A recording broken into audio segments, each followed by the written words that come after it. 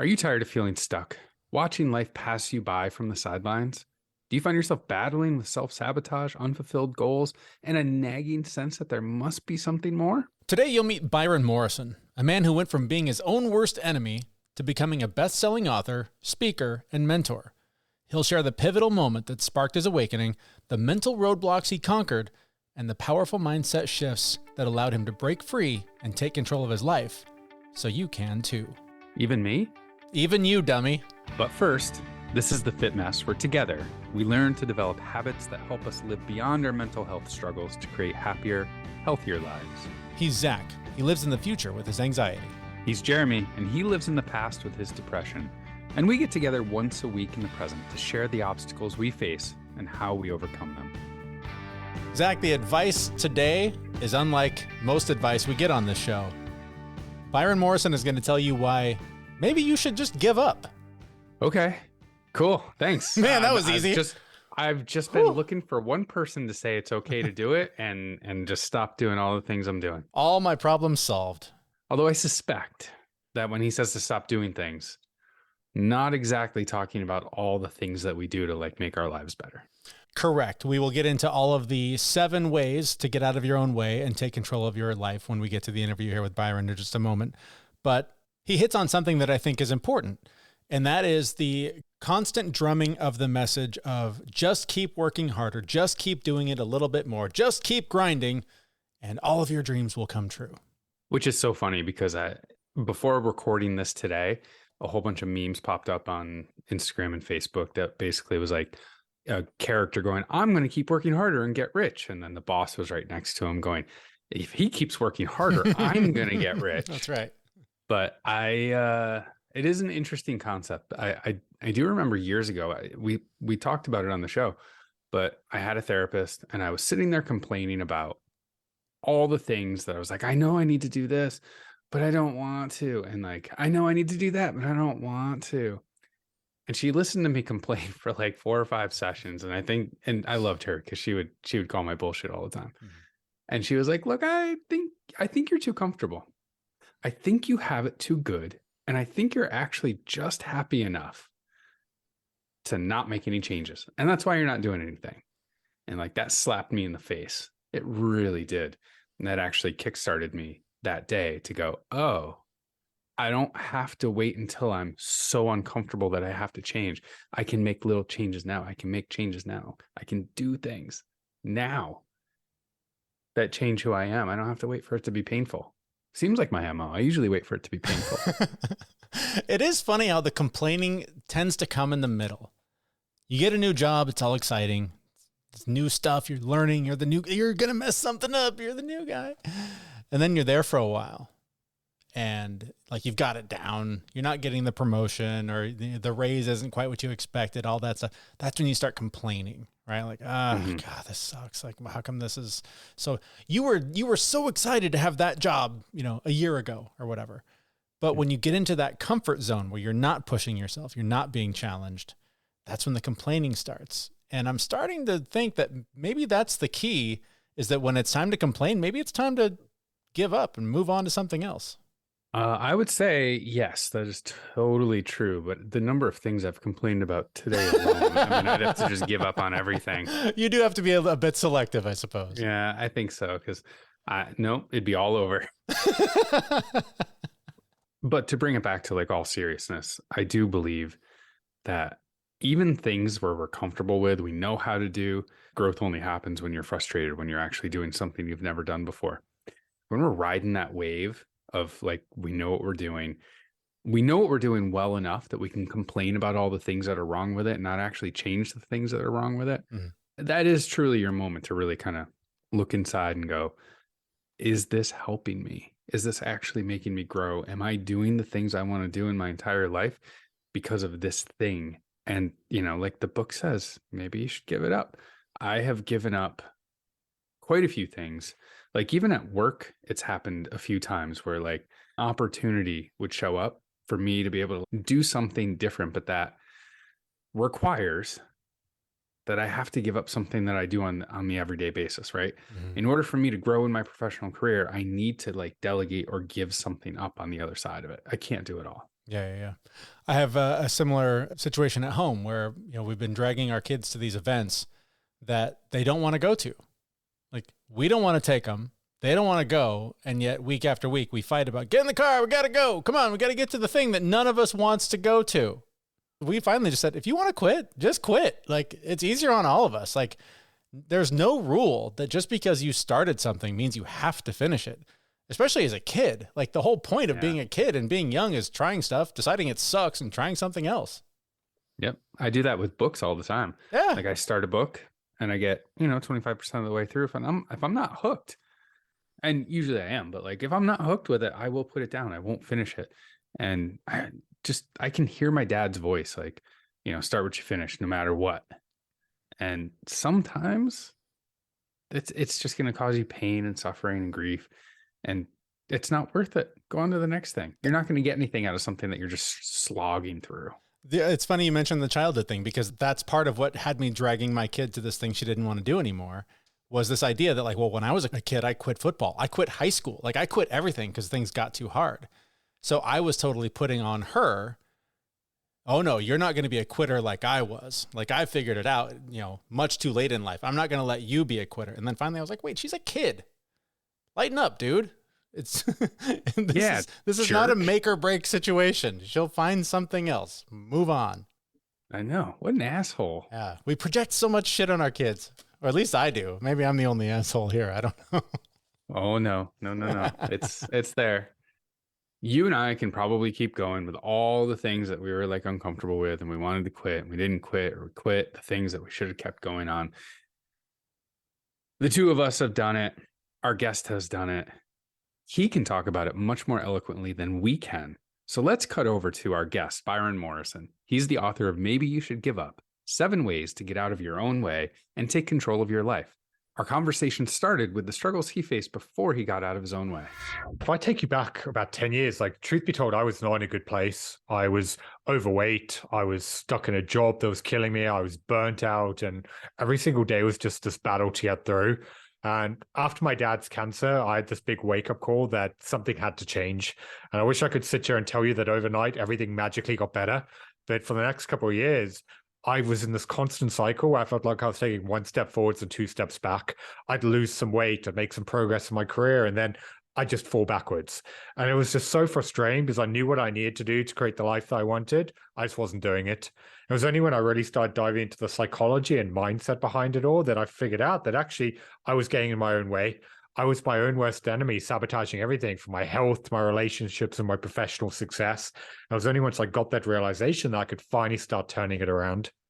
And it sounds like your dad's health situation was a big catalyst for that. So tell me about that. What was that sort of moment where you found that shift? Yeah. So for him, when he basically he had most of his bowels surgically removed, and he spent 25 days in ICU, most of that on life support and breathing through a tracheostomy. And luckily pulled through. It's something that I'm eternally grateful for. But that was just the catalyst where I realized how fragile life actually is. It almost kind of gave me this wake-up call of looking back and seeing how much of my own life I'd wasted watching from the sidelines. Like, at that point, I never felt comfortable in my body. I didn't have the confidence to progress in my career. I knew that I wasn't anywhere close to my potential. But I was just essentially just watching life from the sidelines. And it was just kind of this thing of, do you know what, there has to be something more to life, and I need to find a way to actually turn it around. And so now you're not on the sidelines, you're in the game. You're the man in the arena, as they say. So tell us about today. Who is Byron today? Yeah, so over the last decade, I've been fortunate enough. I've written 3 best-selling books. I've, at this point, helped people in 15 different countries, ranging from CEOs to entrepreneurs and business leaders to really take control of their life and business. I'm at a point, my 4th book, Maybe You Should Give Up, is about to be released. And then we look at the trajectory for the next step, where I want to start speaking around the world and helping people just really actually take control of the life that they want. So it's been a roller coaster of a journey, but it's been a lot of fun as well. I'm so curious about just the title of your book, that Maybe You Should Give Up. Tell me about that, because that's something that I think whatever entrepreneurial journey you're on, whatever health journey you're on, whatever spiritual path you're on, you're always tempted with that. There's always that sense of like, maybe this isn't the right thing for me. So what do you mean by maybe you should give up?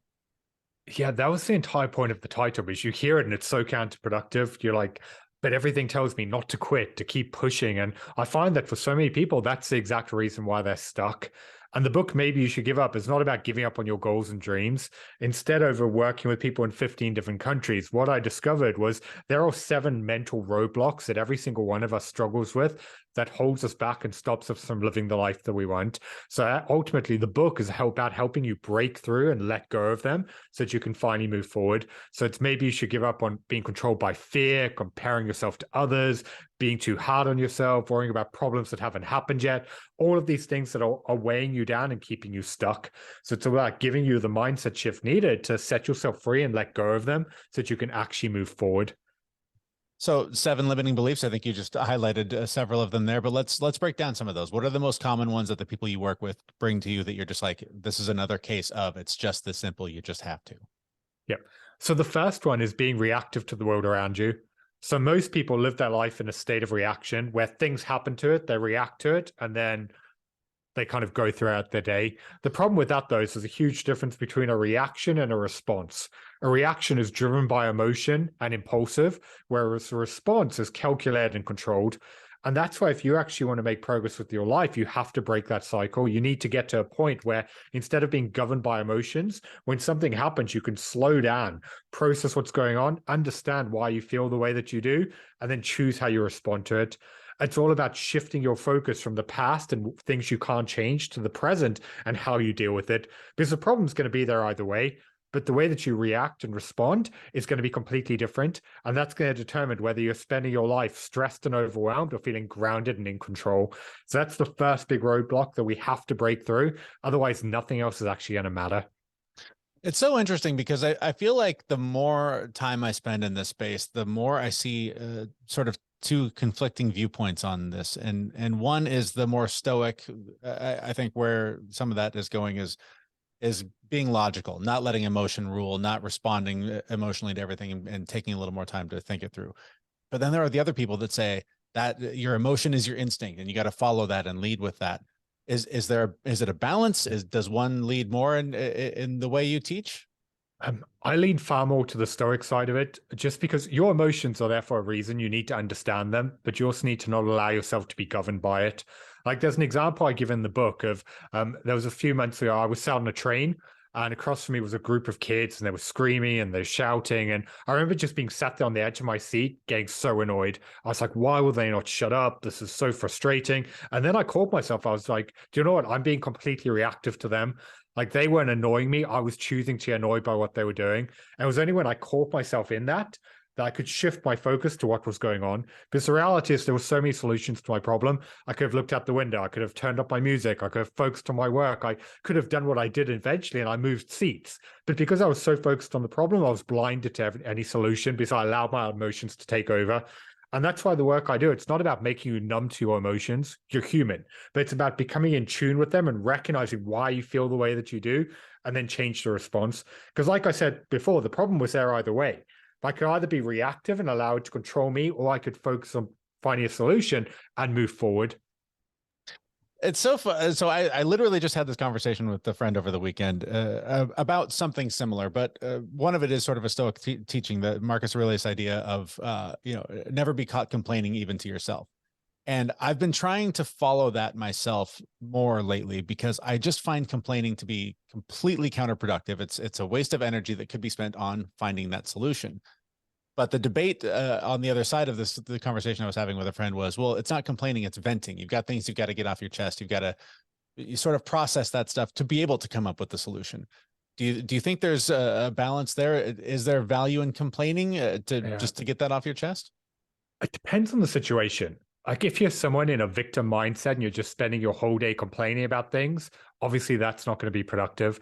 But if you're in a different situation where something's gone wrong and you've been derailed, things haven't worked out, I find one of the worst things you can do is bottle it up, because then that is something that you then carry with you, and it can be hours, days, weeks that it's just holding it inside and it derails you. And that's why in the book, I talk about one of my favorite strategies I call the 15-minute rule. And it's basically when something does knock you off your game and you need time to deal with it, give yourself time to process and work through it. In that 15 minutes, maybe you want to go for a walk. Maybe you want to talk to a friend. Maybe you want to complain, vent, whatever you need to just get it off your chest and deal with it. With the caveat being that at that end of the 15 minutes, you're going to stop, you're going to breathe and be like, okay, what do I need to do with this now? How do I need to move forward? So it is those times that you do get massively thrown off. Like, allow yourself to process it, but that's different from being just complaining for the sake of it. So you've got to find that balance there. Yeah, definitely. All right. On the topic of emotions, fear obviously is a huge part of any obstacle to whatever goal we're trying to achieve. So talk to me about the role that fear plays. Does it have value, and how do we address it as we try to take on whatever challenge we're taking on? Yeah, so fear's the next mental barrier in the book, because I find that once people, okay, they stop reacting, they know what they need to do, they're then not doing it.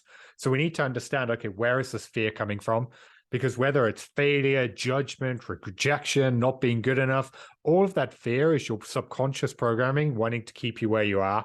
And that's why you really need to understand and bring it to awareness. What are you actually afraid of? Because we have this tendency to blow it out of proportion and convince ourselves that it's far worse than it actually is. And that's why we almost become paralyzed. And this is why it's really understanding, okay, what are you actually afraid of here? Where is that coming from? And then what do you need to do about it? And to anyone listening to this, one of my favorite ways to overcome fear is to reframe it. Rather than focusing on what's going wrong, focus on what are you going to miss out on by never actually going after it. If you could fast forward to the end of your life and you look back, looking at what's going to happen if you never go after your goals, what's going to happen this month if you don't pick up the phone and hit your revenue targets, what's going to happen if you can't provide for your family. If you can make the pain of not taking action more painful than the pain of what could go wrong, suddenly it becomes easier to follow through. You need to tip in the other direction and really use that fear as a motivator to actually take action.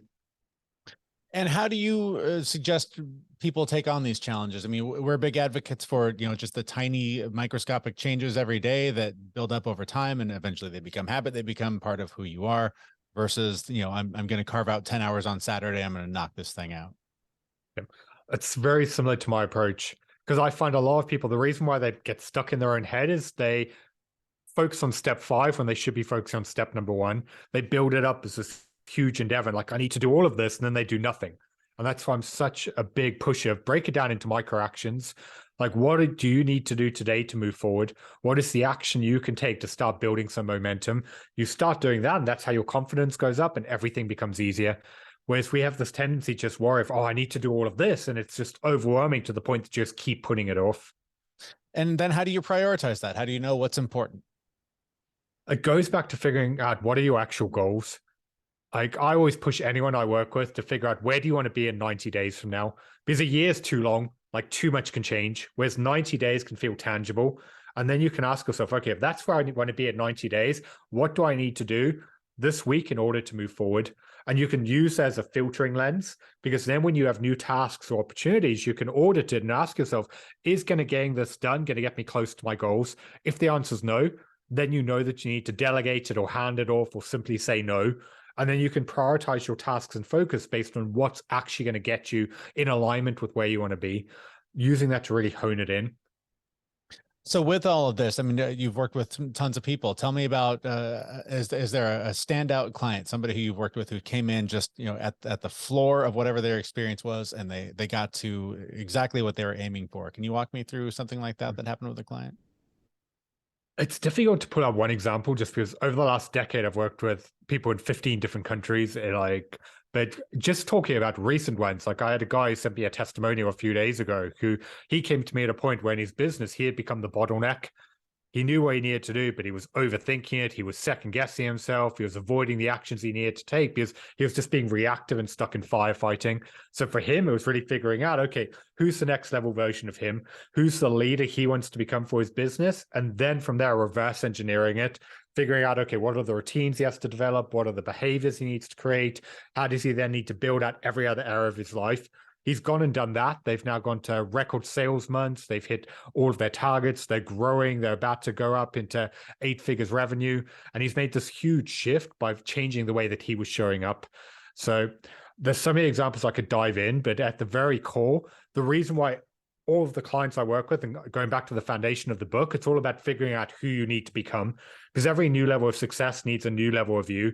And that's why anyone listening to this right now, if you're stuck, it's probably because you're relying too much on the habits and the behaviors and way of doing things that got you to where you are. And this is why you need to figure out, okay, who's the next level version of you? Really break that down and ask yourself, like, knowing the vision I want, what's the version of me who would have made it happen? And what then can you reverse engineer in the habits, the behaviors, and the non-negotiables you need to embody in order to become that person? I think a lot of times the thing that hurts people is those blind spots. They think they know who they want to become. They have an idea, but they're just not seeing something clearly. So how important is it to turn to a mentor, a coach, somebody who is a few steps ahead of you to help figure all that out and discover a clearer path? It's massively important. Like, one of my favorite sayings is success leaves clues. Like, you can either go through and be blind and try and figure it out by yourself, or you can find someone who's done it and get them to help you actually make the same path. Like, part of the reason I struggled for so long was I was trying to do it on my own. I just went in, like, I didn't really know much about personal development at the time. This was a world that I was very alien to. So I was just trying to make these changes and just see what happens. Whereas now, if I have a problem in my life, I'm like, who can I hire? Who's done it? Who can show me the way? Because I found it saves so much time and energy and resources by actually having someone to guide you. And it's the same as if you look at professional athletes, they don't hire coaches after they've won championships. They have the right support the entire way because they know they need someone to bring out their best. Facing that question of asking for help, turning to somebody else. A lot of times it's that belief that I'm supposed to do this myself. I'm supposed to be good enough. I'm supposed to have all of this in me. That's just one of a number of limiting beliefs. So talk to me about like sort of where those other limiting beliefs come from, how they're formed, and what we can do to challenge them and to learn a new way of thinking about them. A lot of it comes down just to the society's perception that's ingrained within us that getting help makes you weak. I've got a new client that I started working with about a month ago. And in our session last week, he brought up with me of like, and he was just really beating himself up. He was like, oh, I couldn't get all this in place. I've had to hire you and spend all this money to figure this out. And I had to stop him. I was like, you being here does not make you weak. Like, you've come to me for help because you've recognized you had a problem in your life and business. You wanted to get an expert to help guide you because you want to get to the next level. That doesn't mean you're a failure. It means that you're willing to accept that actually I need support in order to make it happen. It's the same as if you look at anyone from presidents to leaders to top CEOs, they've all surrounded themselves with the right support because they know they need that around them. Whereas a lot of people, the reason why they're stuck is they convince themselves that if I ask for help or I speak to someone, that makes me weak. It means I'm not good enough. It means I couldn't cut it. And you've really got to overcome that belief in yourself of accepting that actually you getting the right guidance is a strength. It means you're opening yourself up and it's a stepping stone to get to the next level. And I find this is where so many people sabotage themselves because they're just beating themselves up over something that couldn't be further from the truth. Yeah, we get stuck in that spot of almost a victim of this was never meant for me. Doing this at all was a huge mistake. You know, every time I try something, it fails. How do we get over that? I mean, and what do you tell your clients? Because I'm asking you for a little therapy session here myself, because I have clients that like every week it's just, I never should have done this. This was a mistake. I'm not the guy, blah, blah, blah. And you tell them over and over again how to get through that, and they just stay stuck there. So what do you tell that person? It comes down to framing, because a lot of people see mistakes as the end of the world. Whereas actually every mistake is a stepping stone that's going to get you one step close towards where you want to be. Meaning it's only a bad thing if you don't learn from it and you keep repeating in the future. But a lot of people have this belief that if they don't get right straight away or perfect, they're a failure. And this is why at the first sign of defeat, they just collapse and just give up. And this is why it's all about recognizing that, do you know what? All of that is part of the process. Nothing that you're great at in your life right now, you got immediately. And this is why you have to practice self-compassion to recognize, okay, things went wrong, it didn't turn out, but what do you need to learn from it? What are the takeaways here that are going to help you improve? And every time you get marginally better or you eliminate ideas and ways of doing things, that's how you then figure out what you need to be doing. So it's simply part of the journey. I love what you said there about what to let go of, because I think so often we turn to, there's something missing. I need more. I need more. I need more. I need to add this. I need to bring this in to make this better. But sometimes it is. And this sort of gets back to the idea of the book of just like letting go, like just, you don't have to just keep piling on. There are things that are in your way that you're clinging to. Just let them go. Right. It's also recognizing that failure is not permanent. Like one of the examples I use in the book and I use in some of my content is Elon Musk. Like regardless of how anyone listening may feel about him on a personal level, like there's no denying the impact he's had on the world. But he has also failed spectacularly in public fashion time and time again. But it doesn't deter him because he knows the vision, he knows what he wants to do, and he recognizes that those failures are lessons. That's how they learn what to do. Like take PayPal as an example. Like when it first came out, it was voted the worst business idea of the year because it was a security palm device like software, and it was terrible. But they failed from that. They learned it and they pivoted into the virtual wallet it is today. But if he had just quit at the first sign of failure, he never would have got to where he is. And that's why so many people just put this pressure on themselves to succeed immediately. Whereas actually, when you start embracing failure and being like, okay, I failed. What do I learn? How do I move forward? Then you no longer feel bad about it. Then it becomes so much easier. So as we start to wrap things up here, we always like to ask people, obviously there's not one thing, there's not one secret pill, magic formula thing. It's always about incremental steps. What are some of the starting points for someone on whatever journey they're on to consider as they start out on that path? So the first thing, going back to what I spoke about, is just figuring out what you want and who you want to become. Because one of my favorite mindset shifts is getting people to start showing up as who they want to be in everything they do. Because if you spend your life hoping that you feel motivated or relying on feelings like discipline and willpower, you're never going to take action. And that's why if you want to start getting results, whether it's in fitness, in your business, career, relationship, whatever it is, you need to start pushing yourself to show up as the person you want to be. And that's why my favorite question to ask in every situation is, what is the person I want to become? What would they do right now? Would they make excuses? Would they put it off? Or would they push themselves to take action? Whether it's hitting that workout, having that tough conversation, working on that report. When you start making decisions and taking action based on who you want to be, that's when the entire game changes. That's how you can start building your confidence and momentum. It becomes easier to follow through. And then when you take that and you overcome your beliefs and your fears and your doubts and everything else, that's how you can actually start taking control of your life. So I'd say that's the starting point for anyone listening to this, regardless of where they are in their journey. And finally, as you got the new book coming out, other bestsellers already on the shelf, where can we learn more about you and the work you do?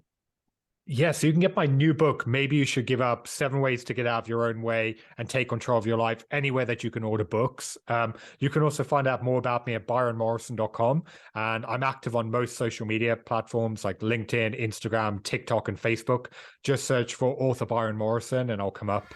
Our thanks to Byron Morrison, author of Maybe You Should Give Up, 7 Ways to Get Out of Your Own Way and Take Control of Your Life. You can find links to him and his work in the show notes for this episode at thefitmess.com.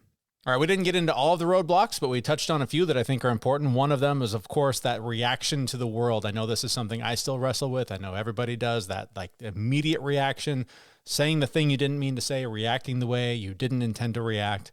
But if you can take a little bit more of that stoic approach, if you can build in things like his 15-minute rule to process challenges and then focus on finding the solution after that, it just is such a better way to live rather than constantly putting your foot in your mouth and regretting the way you reacted to a situation. And man, he talks about fear. It is something that drives our subconscious. When we're afraid of something, we don't even know we're afraid of it. We just make choices that seem logical. And if you go back and look at it, you made it out of fear. That shit can change the course of your life if you're letting fear drive your decisions. So I love how he encourages people to imagine the regret of not pushing through to those goals and not fighting against that fear and using that as your motivation and your drive to take action on whatever it is that you want. Because I know between you and I, like probably 10, 15 times a week, I make decisions based out of fear and then I immediately regret them. I'd rather picture the regret first than just avoid the whole thing. Well, and it speaks to what we were talking about at the beginning of the show, too, is that comfort zone when you're stuck there, the fear of the unknown, the fear of what if this fails, the fear of what if this doesn't go the way I want it to go, is what prevents us from taking those big, drastic leaps and trying new things.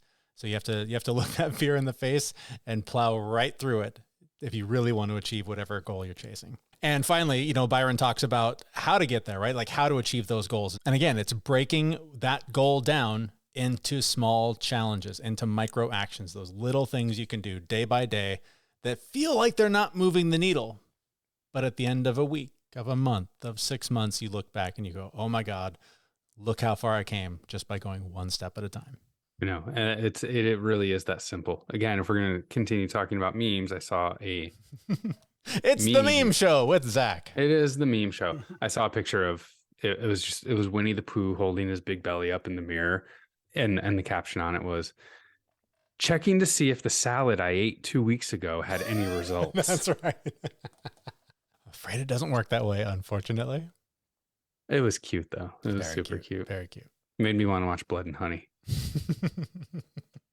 All right, well, that brings us to the end of the show, and maybe you should quit listening to this episode, because this is the end. But we hope you'll sign up for our newsletter, where we'll make sure to start including all of Zach's favorite memes, so you never miss a thing.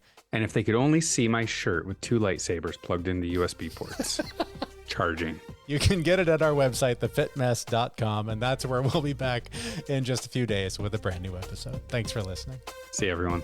We know this podcast is amazing and doesn't seem to lack anything, but we need a legal disclaimer. Prior to implementing anything discussed in this podcast, it is your responsibility to conduct your own research and consult your physician. You should assume that Jeremy and Zach don't know what they're talking about, and they're not liable for any physical or emotional issues that occur directly or indirectly from listening to this podcast.